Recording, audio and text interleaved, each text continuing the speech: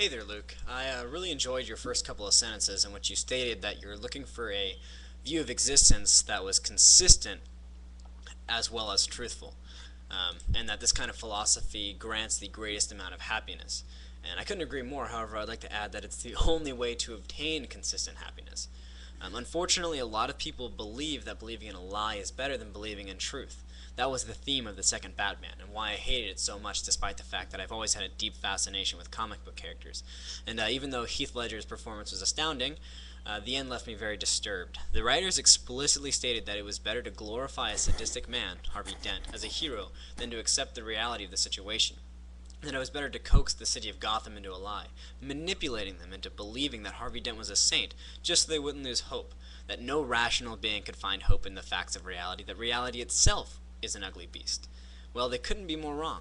You can only evade reality for so long before it piles up and eventually destroys you or shatters your belief so badly that there is no recovering, leaving you in a world of constant despair and depression.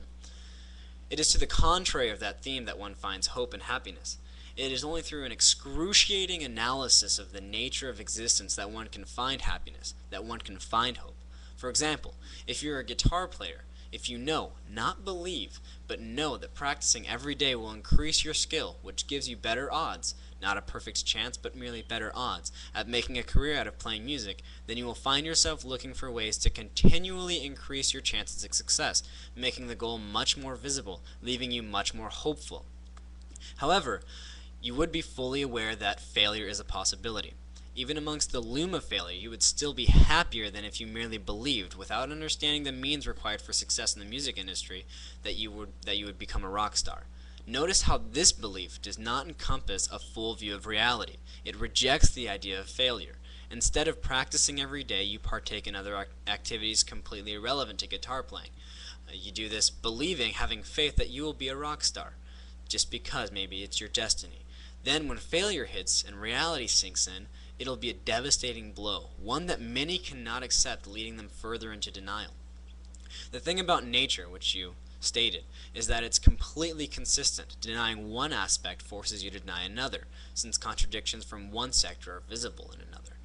You say that you can't be honest all the time. Though I know what you're getting at, I have to disagree with you here. You don't have to go out of your way to call one of your friends fat, if they really are fat, for the sake of being honest.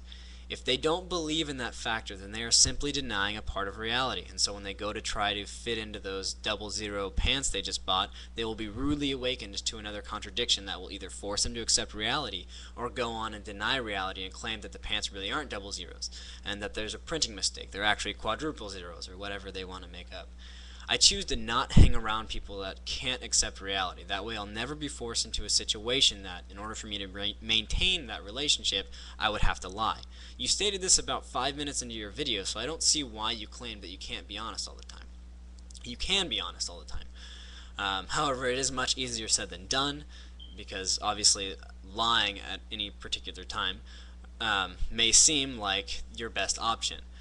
However, the consequences for lying are always much more dire than the consequences for telling truth. When you lie about actions or events, you then have to create an entire string of lies to back up the validity of that one lie, making it very difficult to tell the difference between reality and the dream world you created. If you desire consistent happiness, you have to be consistently honest as well. And remember, honesty is defined as the acceptance of nature, the actual identity of an object or an action, the non-evasion of reality. It is in any way defined as, it isn't in any way defined as going out of your way to state facts of reality to those around you. If you're an honest person, you're a person who accepts every aspect of reality, not a person who goes around telling others what they look like or what color the sky is.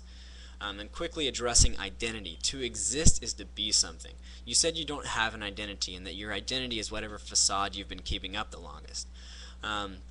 Your identity consists of your characteristics, not just physically but philosophically as well. All of these things create the unique identity that is you, which makes you distinguishable from other people. If you didn't have an identity, I wouldn't be able to tell you apart from any other non-existent object. You are you. Existence is identity. Consciousness is identification.